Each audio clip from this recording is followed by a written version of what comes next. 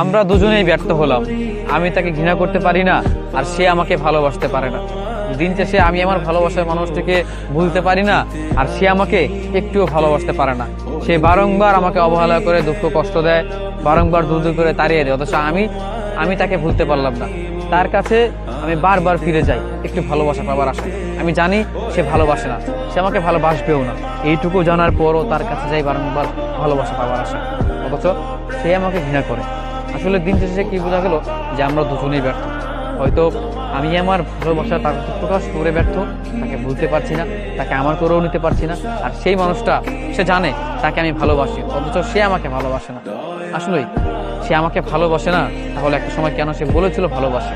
কেন সে মিথ্যা করে হলেও বলেছিল যে তোমাকে ভালোবাসে? আসলে তখন তখন এটা মনে হয়েছিল আমার যে সে সত্যি ভালোবাসে।